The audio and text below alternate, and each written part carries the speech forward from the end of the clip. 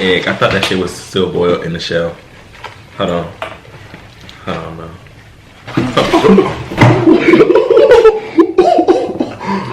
Put that in the video.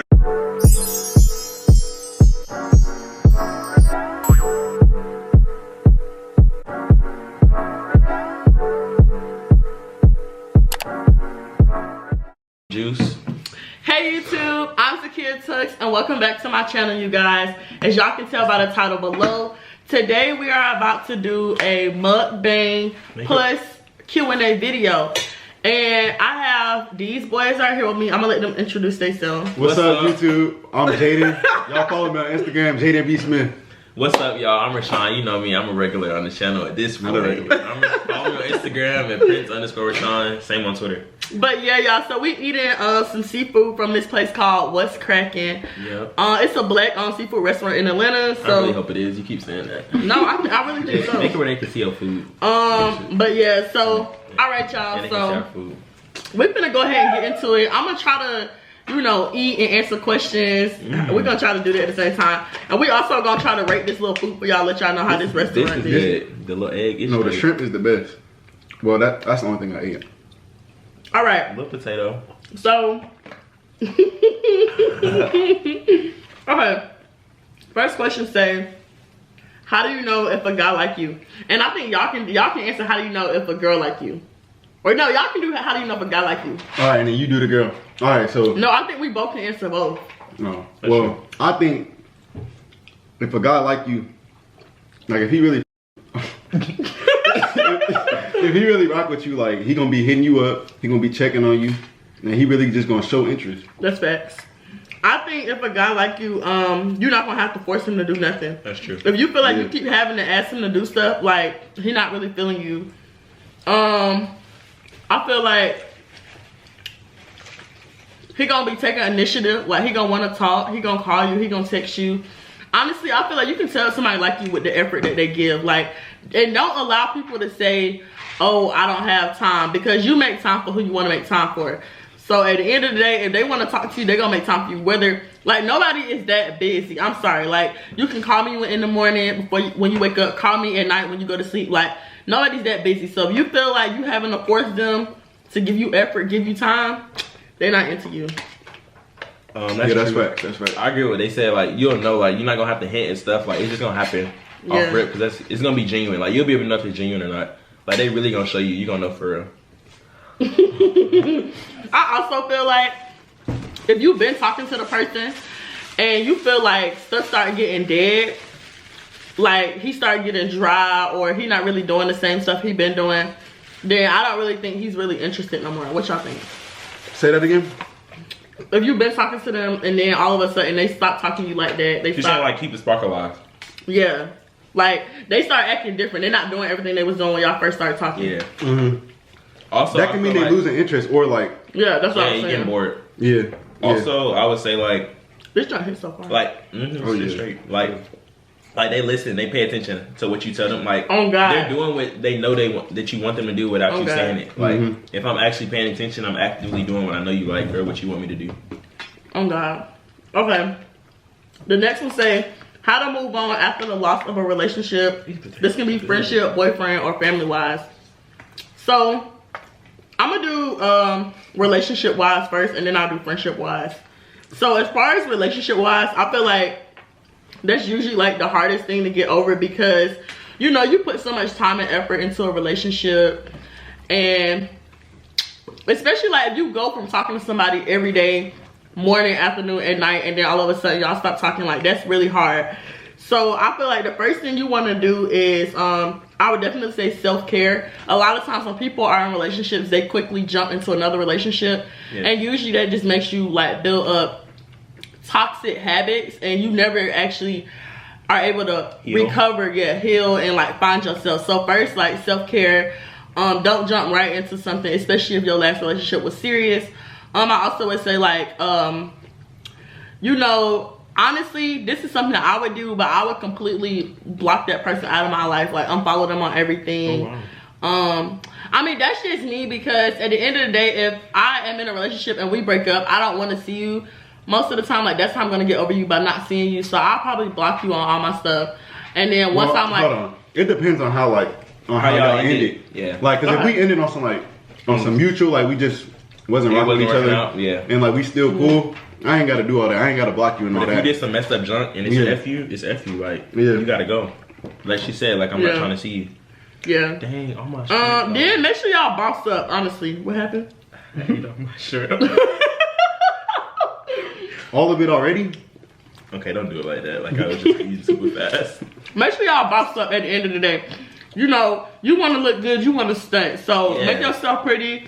No, yes, like girls, like you can tell they just went through a breakup. Like nobody should know what's going on. Like it should just be a regular. Yeah, do not go on social media and be posting everything. Crying, looking bummy next day. No.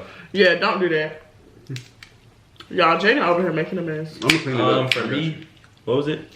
How do you get over a relationship? No, but it was family too, right? So that was. I never really got my heart broke, so I'm not gonna answer that for real. I had to go through a real breakup because I can't really speak on that. Friendships.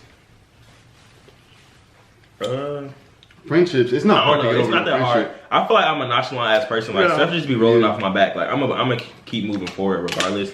But I guess just try to like go about your life and like I don't even know what to say. Know that everything happens for a reason. Yeah. I haven't really lost a friend.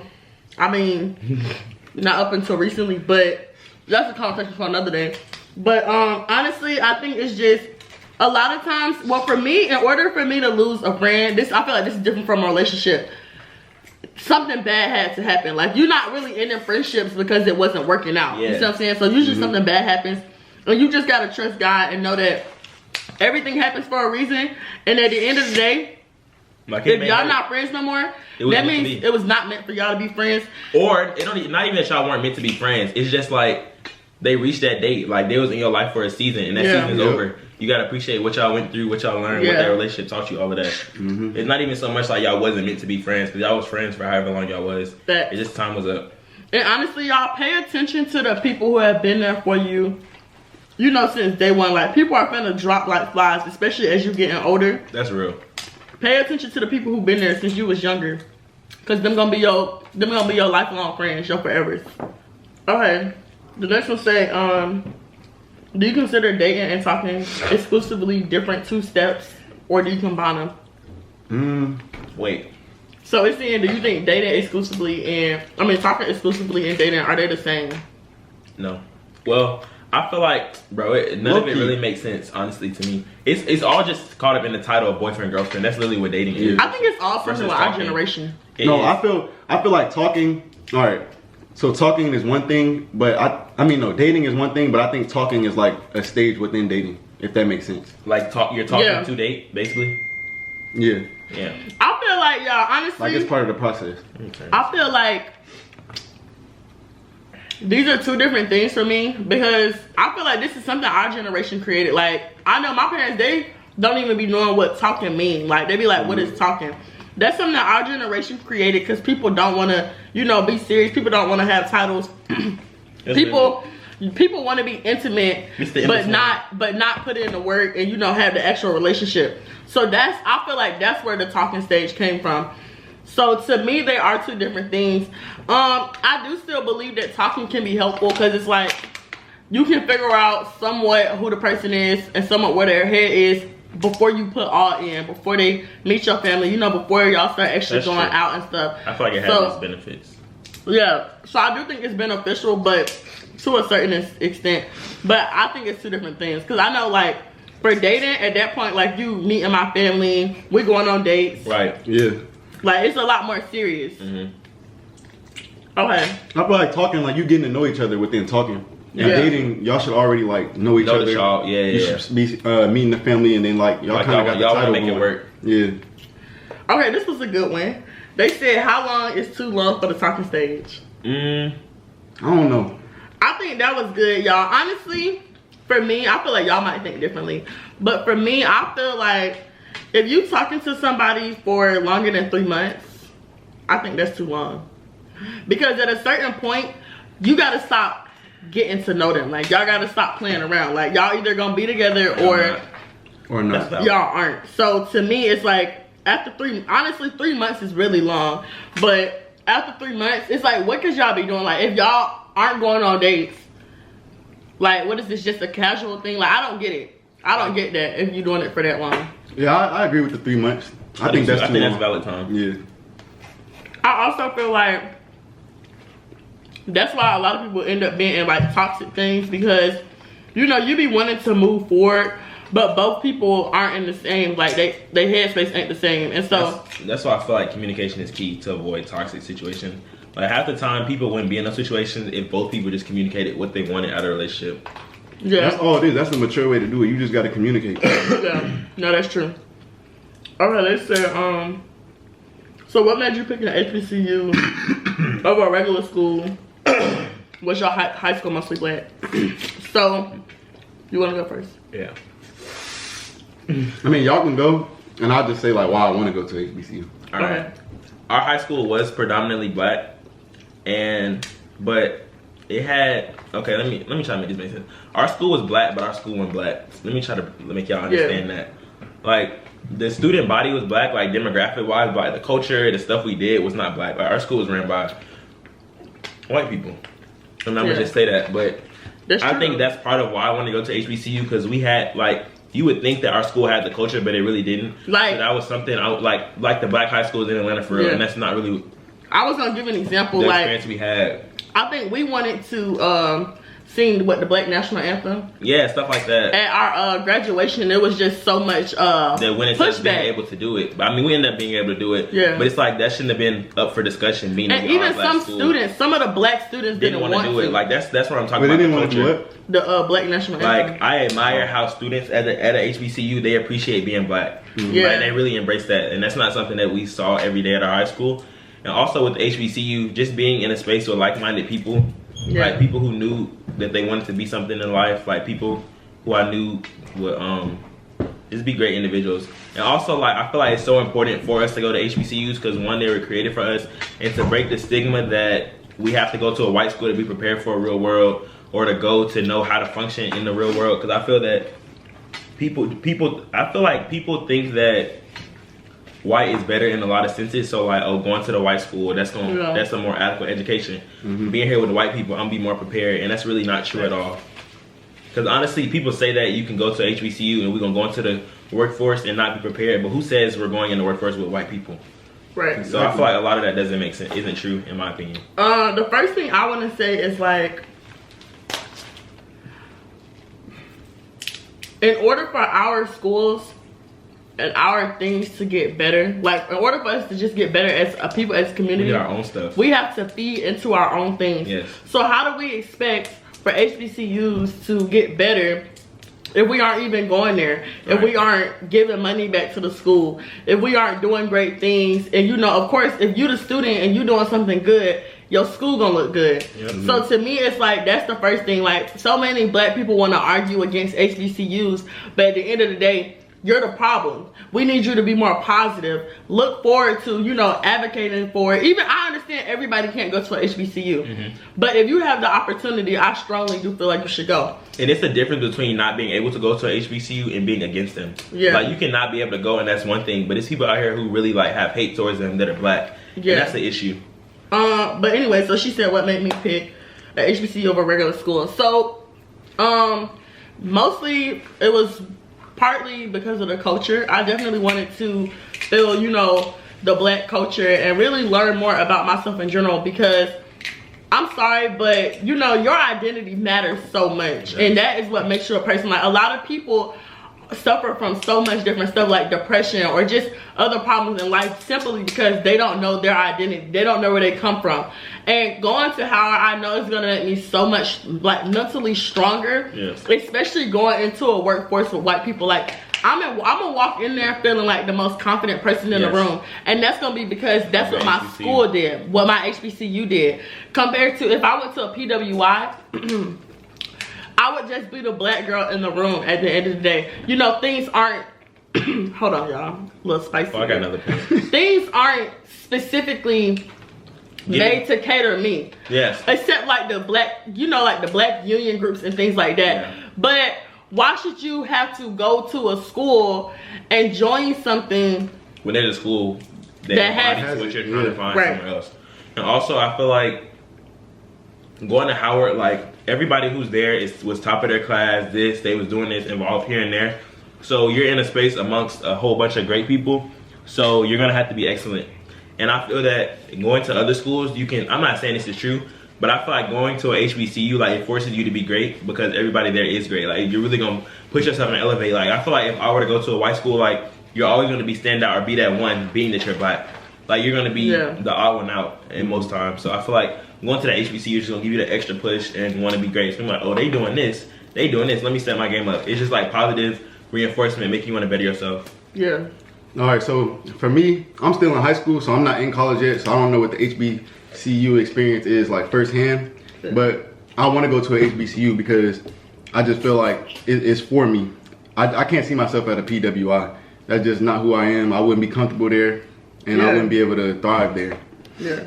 And then I feel like a lot of people that are against HBCUs, like one of the big things that they say is like it's not diverse. They don't want to just be with just black people, but they don't realize that HBCU is diverse. Yeah. You can be diverse within black people. Right. So that's wrong. So yeah, I think that took care of that question. The next one says thoughts on long distance relationships. I'm not for it. I don't think it's gonna work. Yeah, it's not gonna work. I ain't never been in one, but I feel like if you're in a relationship leaving high school, I feel like y'all aren't going to the same school. Y'all need to date that. I'm sorry, let me say what I have to say. I feel like on one end, if you want it to work, you can make it work. But at the same time, I feel like you're limiting you and that person to what's the possibilities at both of your new environments. So like you don't know what could come out of that and what you're stopping being that you're in a relationship. Yeah. But I mean, like if y'all gonna make it work, make it work. But that's just my point of view. I think I'm a little biased, y'all, because I'm a romanticist. Because I feel like if you feel like you found that person, if you feel like you found the one, definitely try to fight to stay with them. But I also do believe in, exploring. Like, we're still very young. And when you come out of high school, you haven't really been, you've been exposed to things. But, like, when you go to college, it's such a completely different world. And, like, you're going to meet so many people. A lot of people who are really ambitious and like you never know. So I feel like don't close yourself off to the option. Me personally, I don't think I could ever do a long distance relationship just because, well, first of all, y'all, I really hate texting and I'm just a more of like in person type person. Like I want to go hang out, I want to go somewhere. So me personally, I don't think a long distance relationship will work for me. But at the end of the day, y'all, if you really love somebody, you're gonna make it work. So that's all I can say about that. Another thing for me, not saying I got trust issues or anything, but I feel like it's okay. Your minds are gonna wonder. You're gonna be like, what is this person doing all these miles away? Like, I know we're on the phone during these hours. I just feel like that stuff was starting to fill my mind. Yeah. I'm not opposed to them. Well, no, I'm gonna say this. Personally, I wouldn't do it. Yeah. Unless I was in like a serious relationship. Yeah. And like we kind of had to. I would try it out. Yeah. So I would just say, try it out, but honestly, I don't think it's gonna work out. Yeah. But you can try it. Yeah. Why does independent, no crap taking strong women intimidate men? I guess that's for y'all to answer. Y'all don't really intimidate me. I'm not intimidated by no woman. I think that's a good thing, honestly. Like if you independent, no crap. But can you speak for other guys? Cause I feel like most I can't guys, speak for nobody else. I'm trying to think. But for real, I don't know what's going on through nobody else's head, but I feel like most guys they want to be able to do what they want to do at the end of the day. Yeah, and they're not up for no girl that's going to keep them in check, try to tell them what to do. They want to be able to be in control, do what they want to do. Yeah, most guys they want to be a power trip. They want to have control, and if a girl challenges that, they're not gonna rock with that. So that's honestly not the guy for you.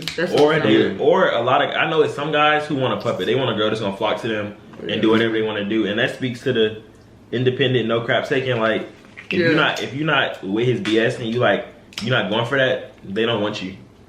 Yeah. But those are great traits to have. But I don't think no female, if you like that, I don't think you should change. Definitely. You just need to cut him off. Keep doing your thing. Find the right guy for you. Yeah. I felt that. Okay, let me see. What's the next question? It was another one I had liked. Okay, they said plans for 2020. Honestly, y'all, Get in my bag for real. Yeah. That's really what it is. I have had so much going on this year, especially like this month in general. But before all the stuff started going on, I was really on a positivity road, like really just bettering myself, working hard, focusing on my goals and my passions. So I really want to start that back up. And I also want to start taking YouTube a little bit more seriously. You know, I think I'm gonna pick a couple of days to record, and I just got a camera. We actually making a video on the camera, so I'm gonna come to y'all with some better videos and stuff like that. I think for me, invest in myself, and that's not just money. Like, put time into the things that I want to do. Yeah. Like, even if it's just me sitting down, planning out, setting goals for myself. Just, I think, being more intentional with how I want to go about my life. Yeah. And just figure out, like, really better myself and get stuff done. For me, 2019, I went through hell 2019, but 2020, we really did. Yeah, 2020, I just want to be on like positive stuff. Like, I'm trying to graduate, go to college, get everything. Just be on positivity, regular stuff. Come to the Mecca in August. Hopefully. Okay, they said mental health in college. I'm assuming they're asking. I don't know. All I know is college can be very draining and stressful. And that's mostly because, and especially for freshmen, you're in a new environment. Yeah. For the most part, you're by yourself. And I mean, it's a big challenge. So mentally, you will start to feel really stressed out, like you aren't good enough. And at the end of the day, you have to find ways to make yourself feel better. And I'm saying healthy ways, y'all. So whether that's like meditating, working out. For mine, honestly, y'all, and it's not really healthy, but like I like to sit down, eat, and watch Netflix. Like I will watch Netflix for days straight and not want to talk to nobody. But that makes me feel good. So you honestly just have to find what is gonna help you get through it, because it's gonna happen. It happens to a lot of people. Know that what you're going through is very, very normal. And honestly, if you feel like you need to talk to somebody, you know, reach out to somebody you can trust. Yeah. And also, I feel like college, like, really, you're in control of your life at that point, what you want to do, how you want to move. And I feel like it's okay to, like, if you need a me day, like, make time for that. Like, really take care of yourself, because that's so important. Because you can do it. You can. I mean, your schedule is in your hands. I'm not encouraging skipping class, but, like, if you wake up and you, like, or you've been having a tough week, like, just be like, make sure you stay on top of yourself. Like, I'm going to get the notes from so-and-so, but I really just need to chill, relax, get my mind right, meditate, do whatever you need to do. But just find those methods, because it can get really stressful. They said, what has college taught you? And you can say what high school taught you. But so far, y'all know we just freshmen. We've only been in college for so long. But I feel like I've learned a lot from it. Well, can I go? Yeah. I feel like college has taught me, like, not to take no for an answer. And I feel like that's kind of like, you may hear that a lot, but I feel like really, like, you have to be your biggest advocate. Like, you really gotta go out and get what you need to do for you. Like, really, it's really like you going to college for yourself. Like, I know, like, it's probably people back home, like, you're doing it for your family, but at the end of the day, it's for you. So you need to make it the best experience possible. Do what you need to do. Really just make it the best experience. So I feel like, picture of my food. I'm sorry, that was dang, on Instagram. Yeah, we did. But yeah, I would say it's time to be my biggest advocate. I really speak for myself. And yeah, probably the biggest thing. I think I learned to trust the process and really be patient. I have really been trying to work on my patience and positivity and God. Okay, those three things. And I'm gonna just touch on them real quick. So as far as patience, and me and Rashan was just talking about this. I got some on that too. You are going to see so many people doing so many things. But at the end of the day, like, stay focused on what you have going on, because your time is coming. Your time is gonna come. Like, we was literally just talking about how we was feeling like we wasn't doing as much as we could have been, but we just got in college. Yeah. So at the end of the day, don't be so hard on yourself. Trust the process. What else did I say? I said God. That's all God. I said God. I felt like I got so much closer with God during my senior year. And like, I was always very religious before I came, but when I got in college, it was like, you needed him for real. Not that you didn't even. No, but that's not what I was gonna say though. I was gonna say, like, I wasn't going to church if I didn't get up and go to church. Yeah, but like, yeah, that's because my parents wasn't there. You built that relationship. Wait, y'all still be going to Howard? Yeah, I'll be going to the church. I haven't. What you mean? Yeah. We was going to it. Okay. Why should you do me like that on national television? But yeah, like I wouldn't go. Like I'm not gonna go to church. Basically, that goes back to what I was saying. Like doing stuff for you. Like she had, although she was religious at home, like she went to church because her parents were like, come on, y'all, we going to church. Yeah. She had to foster that relationship for herself. Yeah. So really, just doing stuff for yourself. To make yourself go to church. Being intentional about what you want to do. But you used to having your mama wake you up, make you go. Yeah. And now you got to actually get up and want to go. Yeah. What was the third thing I said? Patience, church. Dang, I don't even remember. Patience, church. That's the process. No, that's patience. Oh, yeah. I don't remember. I'm full, low key. Me too. I'm full too, y'all. Good, y'all. I don't remember what I said, and I'm mad because it was probably. But that shrimp buzz. That was the best thing. It was better than everything. No, the potatoes shrimp and the potatoes, yeah. And the corn. Okay, let's answer one more question. Because I feel like this video low-key getting long, y'all. Alright, y'all. So the last question basically says, they're in a relationship and they love their girlfriend and they want to be with them, but they keep having thoughts of cheating. And so they're saying, how should they deal with that? And they're also saying, how do you deal with like a cheater or cheating? Alright, I'm going to add my 2 cents real quick. I think cheating is lame. Like, it's lame. If you cheating, like, you have no respect for her. If you say that you love her, you don't need to be cheating. Yeah. And I feel like there's no reason to cheat.